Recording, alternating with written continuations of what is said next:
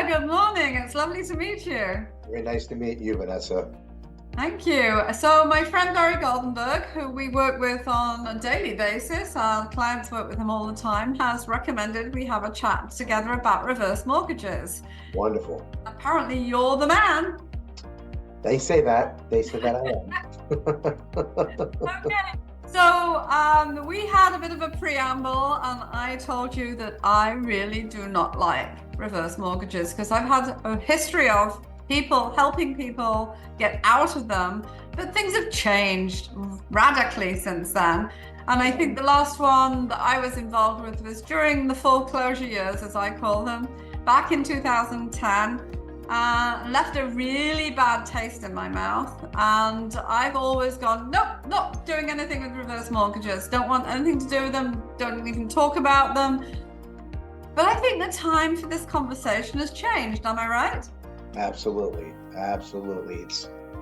It used to in 2010, and I'll just start with the cons right away. Prior to 2015 is when they made a big change in 2015. Okay. Where prior to 2015, all you had to do to qualify for a reverse mortgage was be 62 years old and own and live in your home as your primary residence. That was it. It's all you had to do to qualify for this loan. No income, no assets, no anything. 62, and this is your primary. That was it. So people were utilizing this product as a Band-Aid loan. They were pulling themselves out of foreclosure, but still could not afford to pay their property taxes, their homeowners insurance, car payments, revolving debt. So in the end, those people that did that were foreclosed upon. Yeah. So that's where you heard all those horror stories coming from. Or for myself. I'm sorry, go ahead. So one of I think we discussed this earlier, I had a little old lady who was totally sold just on the fact that she loved Robert Wagner. Yeah, you have Magnum PIs out there as well nowadays. Exactly. So what they did though in 2015 is they saw that this was happening, and the FHA Pooled Risk Insurance Fund was bleeding money.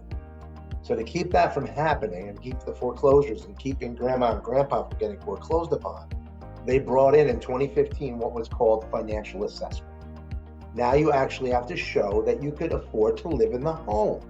We might be able to eliminate your mortgage payment, give you a line of credit, but if you still can't afford to pay your property taxes and homeowners insurance, you don't have enough income coming in, you're not going to qualify for the loan. Hence, you might have to have that conversation of maybe right sizing into a smaller home or even renting.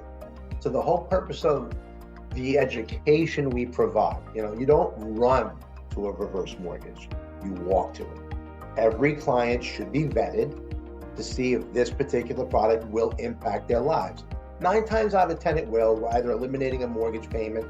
Best possible scenario is a home that's free and clear, where someone can access and take an illiquid asset, turn it into a liquid asset, allowing them to tap into a percentage of the home's value based on their age. That's how it works. So the amount of money a client's able to access is based upon the value of the home or the purchase price and their age.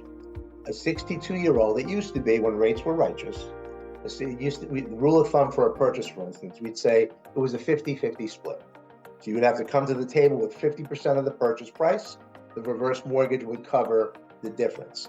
The benefit there would be you walk into a brand new home, usually utilizing the departure home proceeds with a brand new house, no mortgage payments or a flexible mortgage payment. Keep in mind, with a reverse mortgage, you're not obligated to make mortgage payments unless you choose to. Interesting. Flexible payment. A lot of people see it as almost free money. It's like, oh, we're going to get a check every month. It's not free money, because think about it, a reverse mortgage is, and I love that you said that. A reverse mortgage is the same exact thing as a conventional mortgage, except it allows a client the option, the flexibility to make or not make a payment. If a client chooses not to make payments, and here's where one of the cons comes into play. It's a negative amortizing loan. So if you choose not to make payments, those payments will still build up and accrue just like a conventional mortgage, except those payments get tacked onto the ending balance of the loan and come due when one of three things happens. So that You ever- means if, take me, I'm an old lady. Stop it. I want to do this, and I pass away in 5 years' time, and I haven't paid any payments. So my family is then going to inherit the house and the payments. Correct. So just like with a conventional mortgage, if you pass away with a conventional mortgage on your home and there's a balance, the house will pass to the heirs, and the heirs, the estate, would have to pay back whatever that lien is on the home. Reverse mortgage is the same exact thing. It's a lien on your home. But the difference here is with a conventional mortgage, you're making payments and paying down the debt. With a reverse mortgage, if you have legacy concerns, if you're worried about what you're leaving behind, that's where the con comes in. The number one con, it's negative amortizing. So if you don't make payments, it gets tacked onto the end. So it's going to cut into the equity and what you're going to leave behind. Okay. But 9 times out of 10, the need supersedes that. You would think that the legacy concern is a big deal. I work with a lot of financial planners. And the questions that we put out to financial planners is, does the family or the heirs, would they rather have the portfolio or the house? They say that the kids want the portfolio. They don't want to have to deal with selling. If there's any equity left over, great. If not, if let's say the house is underwater for whatever reason, the balance exceeds the value. Here's where the second con comes into play for the reverse. They're more expensive than the conventional mortgage due to the fact that there's a 2% upfront mortgage insurance premium that's paid and funneled into the FHA Pooled Risk Insurance Fund, which covers 2 key features: the fact that it's a negative amortizing loan, that you'll never owe more than the home is worth. So if the balance exceeds the value, the client or the client's heirs will never have to pay a penny due to the fact that the insurance fund would kick in. So let me give you an example. Oh, that's very cool. Let's say the home's value was $10,000 and you owe $1 million, and I pass away. The house passes to my daughter, passes to my heir. The house is underwater. She can't pay back $1 million. But the FHA Pooled Risk Insurance Fund, that 2% premium, let's say my house is worth $800,000 when I did the reverse, that's 16 grand.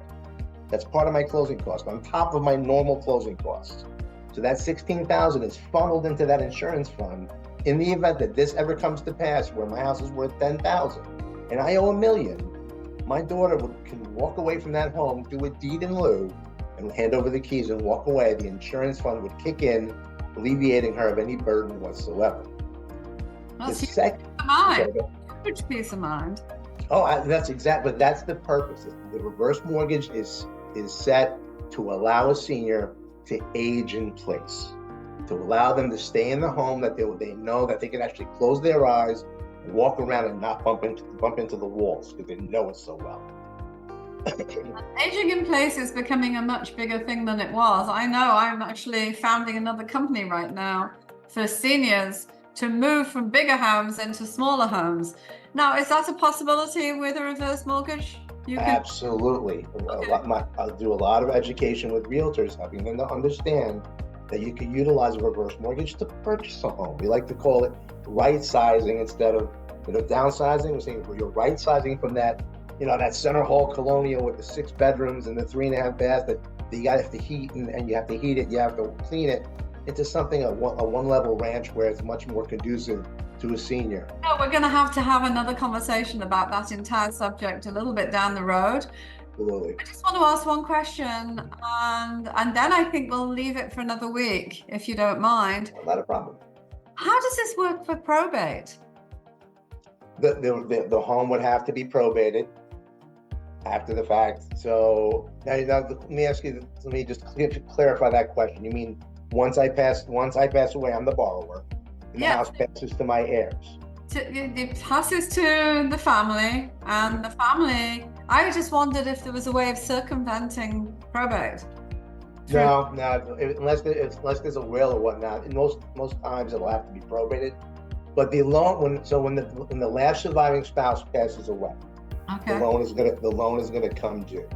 At that time, the house will pass to the heirs, and the heirs have up to a year to decide Okay. what they want to do with the home. As long as they stay in contact with the servicer, letting them know what their intentions are. We're speaking with the family. We're thinking about possibly keeping it, refinancing it, or paying it back some other way because we want to keep it. Or you can simply sell the home, let the servicer know we're just trying to get a realtor. We're going to sell the home, and we'll pay you back as soon as we sell the home. If there's any equity left, again, they would get it. If the house is underwater for whatever reason, the insurance kicks in to protect the employment as well. That's fantastic. So how can people get in touch with you, Luca? The best way to reach me would probably be by my personal cell number. It's 914-494-8319, or you can email me at Luke.Centrone, CENTRONE @ccm.com.